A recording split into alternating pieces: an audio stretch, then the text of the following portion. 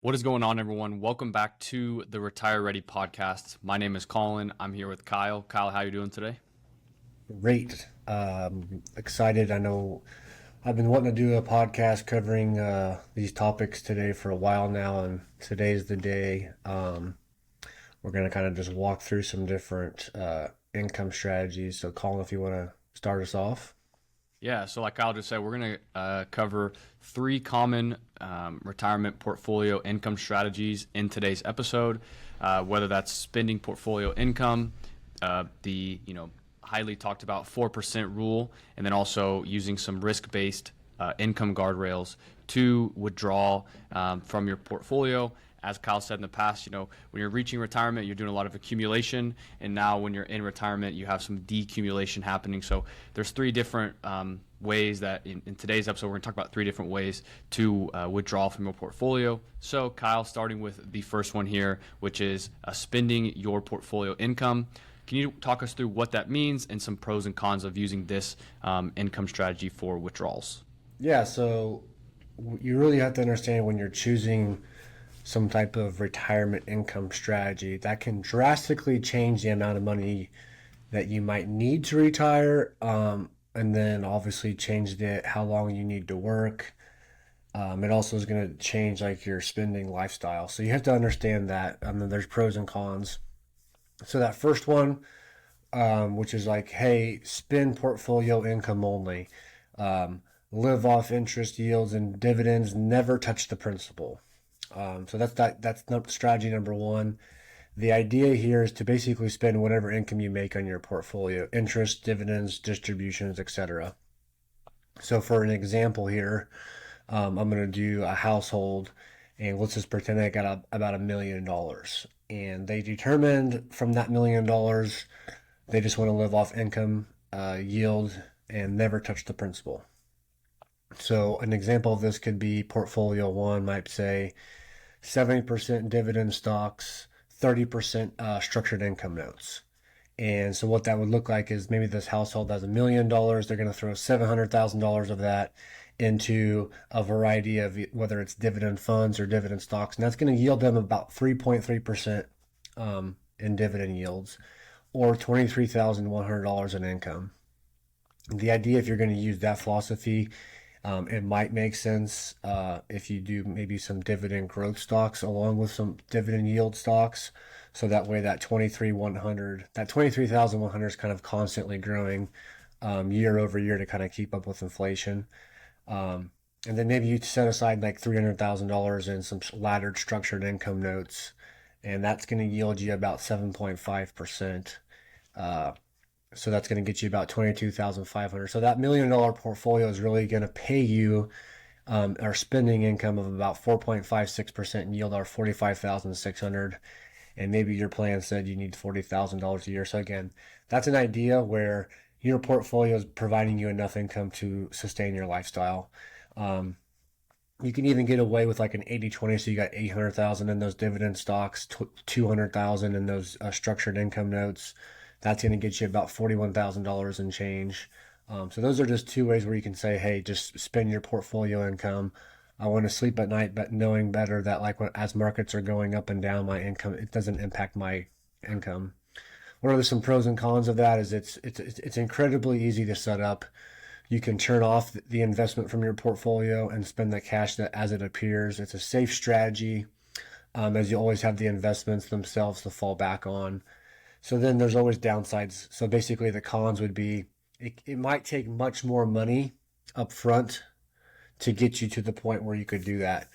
So you have to like be fully funded for retirement, but add on more. So basically, if you really want to get to that position, you've oversaved, you've overfunded, it might cause you to potentially work longer. It could also cause you to like concentrate investments in certain investments that are going to provide high yields, like private credit, energy stocks, utilities, stuff like that. Or dividend cuts. And you could your spending goals might be underappreciated, and you're going to die with more money in your portfolio that was untouched. So that's kind of summarizing spending your portfolio income in retirement. Yeah, and so that's the first one there. And then The next strategy that is probably one of the most popular that at least I've seen is using the 4% rule. The 4% rule is as simple as taking, what your income that you need in retirement, multiplying it by 25, and then basically saying, okay, that's kind of what your end goal should be for your portfolio. But Kyle, can you explain a little bit more what the 4% rule is, and then go over those pros and cons for that strategy? Yeah, so the 4% rule, I think it's probably the more popular known strategy. I think the studies came out in like the late 80s, the early 90s that showed basically the traditional retirement portfolio of 60% stocks, 40% bonds. Um, you could invest like 60/40, and you're unlikely to run out of money. You're going to take out 4% of the initial portfolio value every year, increase that amount each year to keep up with inflation. The idea is pretty, hey, you got $1 million, you're going to take out $40,000 a year and raise that with inflation every year. 60% stocks, 40% bonds. Pros and cons. Once you've done the initial math, the pros, it's easy to adjust. You just need to keep track of whatever the inflationary index is. Number two, history says you likely won't run out of money. And then number three, you don't have investment risk concentration. So basically you are fully diversified in certain sectors and investments. So you kind of avoid that concentration of investments. The cons, there's a good chance you're going to end up with way more money in your balance than you intended. So basically it's saying you're probably underspent. The process is rigid while life and expenses aren't. So again, you're putting yourself on basically like a budget, a static expense. It's saying 4% initial value increase of inflation. You're not supposed to go back into that and say, hey, I need 15,000 for this, or 5,000 for this, or 20,000 for this. So it kind of puts you on a more of a structured financial plan, which again, for some people, it might be better that way. And you're relying on past performance while robust to predict future performance, especially with recommended retirement allocations of 60/40. I'll just be very upfront in our practice. Very rarely are we doing a full 60/40 portfolio because you have to think about what were interest rates back in the late 80s, early 90s. Again, if you go into Google and just say type in retirement income, like online and search, this is probably going to be the most discussed and popular search result is that 4% rule. So that's kind of the summary of the 4% rule. Yeah, and then moving on to the last one here, which is kind of like maybe newer for some people that are listening or watching this, is risk-based income guardrails. Kyle, can you explain what that is and how that is maybe different than a 4% and why, pros and cons of this strategy? Yeah, so it's very popular. I would say from like the type of discussions we had is like this is like the type of income style we like to use. So you kind of have to rethink the probability of success idea. Like, hey, there's this Monte Carlo analysis that can be run. So we always have to take a step back and say, what is risk-based income guardrails? You're basically rethinking the use of probability of success. And the reason why we do that is we want to increase the peace of mind for our clients and reduce the risk of them underspending in retirement. Because what retirees or my discussions have been is like, here's what they do and don't want. They do want to live the best life they can. They do not want to run out of money. They don't want to be a burden on like their families and loved ones, but they also want to be able to help those they love and care about.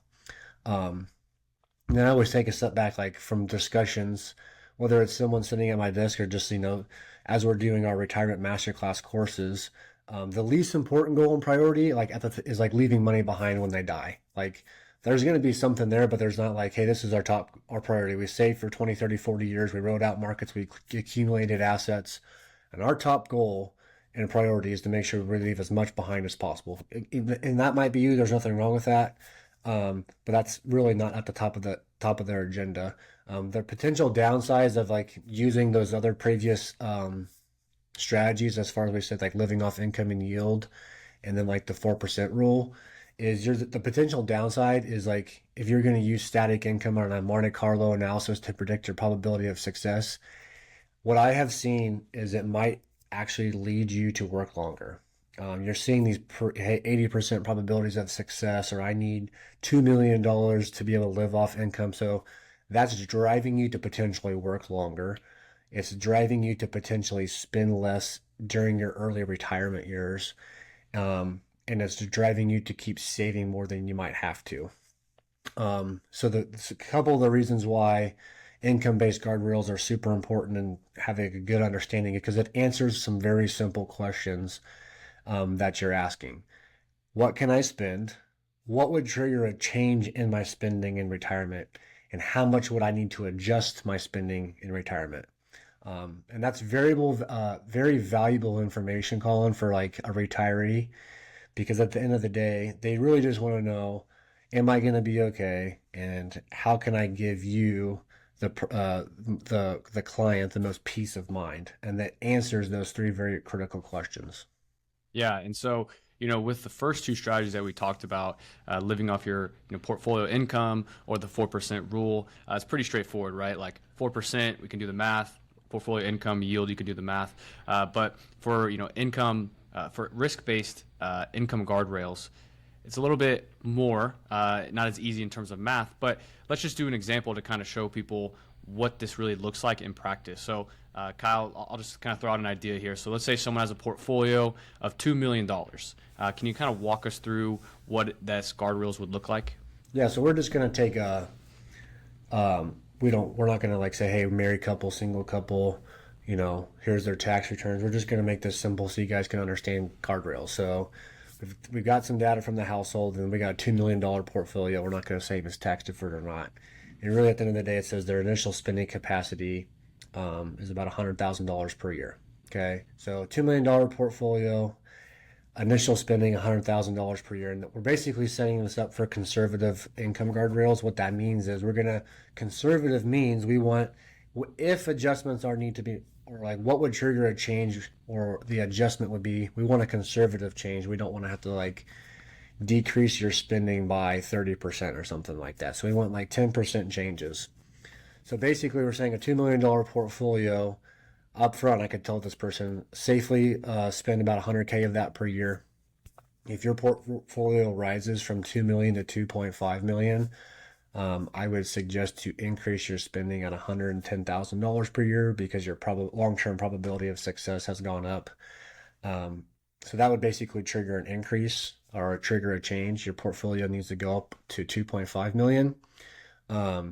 What would trigger a change is, so if your portfolio fell from 2 million down to 1.6 million, that is going to trigger a downward increase in spending. So that increase in spending would go down to $90,000 per year instead of $100,000 per year. So again, we're basically answering all these questions. What can I spend? What would trigger a change in spending? We just talked about the dollar amount. So you know ahead of time what adjustments would need to be made. And those triggers in spending is basically it's telling you, or it's showing you how to potentially invest your money. So if you do not want to have decreases in spending, it's basically saying you need to make investment decisions that give you the highest probabilities of not falling from 2 million down to 1.6. So while it does sound fun to have adjustments in your withdrawal spending, or why it doesn't sound fun to decrease your spending by 10%, history tells us that most of the adjustments you would need to be making would be an upwards in spending over time. So again, if you're sitting here listening, watching, and you're the person that's like, I want to be able to spend more of my money in my early retirement years, this is a very good approach to have. So again, pros and cons of this, Colin, you kind of want to walk through some of the pros and cons? Yeah, so maybe you heard this third one here, and you're like, "Well, this is way different than I've heard before." So, what are some of those pros and cons? So, with the guardrails here, a pro would be you're likely able to spend more than the other two strategies, like we just showed you a second ago. $2 million portfolio, you can spend 100K a year based on our assumptions there. So you might be able to spend more than the other two strategies. Another pro is that it is dynamic and it can change with your life and markets. So like Kyle just mentioned, if the market does well or your portfolio does well and it gets to 2.5 million, you actually are able to spend more money. So it does change and allow for that change in spending. And then the last pro is that investment concentration is not a concern. So it's not about having to be concentrated in high dividend stocks or whatever it may be, you have no concern with investment concentration because it's just overall portfolio value. And then some cons here. There are cons with every strategy. So a couple cons here. Number one is that it is the hardest of the three strategies to monitor. But if you have an advisor on your side that's maybe doing this for you or helping you through this, then that's definitely makes it less of your time spent to monitor this, having a good advisor. But it does take a little bit more time to monitor this strategy because of the dynamics that move with portfolio value and those triggers that can happen. And then the second con that can be with this portfolio is there's a good chance that you will have to adjust your retirement spending downwards at some point. Like we've talked about in our investment podcast episodes before, is the market does not always just go up. It goes up and it goes down. And so there might be a time that you will have to adjust your spending downwards. And it can be tough to do that. No one likes to spend less money. And while adjusting your spending downwards maybe is not fun, even adjusting downwards in the third strategy here with the guardrails, it still might be a higher level of spending than the other two strategies that we mentioned before. And so the guardrails is something different that's more dynamic, allows you to have some changes in your spending, but it is a great strategy to follow depending on your different level of retirement goals. Yeah, so like from my experience, the biggest reason why we've adopted this for years is because it helps provide less stress, lower feelings to like delaying retirement, and then a better understanding of like plan results. Because early on, like it's hard to relate with probability of a success of, hey, there's an 80% probability of success, you're going to die with $3.4 million. And so we've really adapted from just discussions we've had and concerns and planning goals. This is the best strategy for us to allow our clients to potentially retire earlier, live that life that they wanted to, and then like showing them how to properly spend their money earlier in their retirement years, and actually plan for that. And the biggest one is like the adjustments, the idea of they understand the adjustments that would have to be made, whether it's up or down, and what their portfolio values would need to do. So like I said, this is the strategy that we've adopted and we've been using, and it's working really well. Again, there's pros and cons of all the options. So if you're looking to spend more and are willing to be flexible, my professional opinion, this is a great option to consider. Yeah. So when it comes to retirement, of course, like in this episode, there's many different strategies you can use to withdraw and get income. But we just wanted to go over a few here in this episode. So thank you all for listening, and we'll see you next week. Goodbye. You've been listening to Retire Ready with Kyle Hammerschmidt. Planning your retirement starts now. The word retirement shouldn't scare you. Our passion is to be here to help you navigate every step of the way. We hope you've enjoyed the show. If you did, make sure to like, rate, and review. We'll be back soon. But in the meantime, for more education and information, hit up retirereadyacademy.org. And if you're ready to start your retirement planning today, go to our website at mocanwealth.com. Mocan Wealth Management is a registered investment advisor with the state of Kansas and Missouri and may only transact business with residents of those states or residents of other states where otherwise legally permitted, subject to exemption or exclusion from registration requirements. This communication is not intended as an offer or solicitation to buy, hold, or sell any financial instrument or investment advisory services.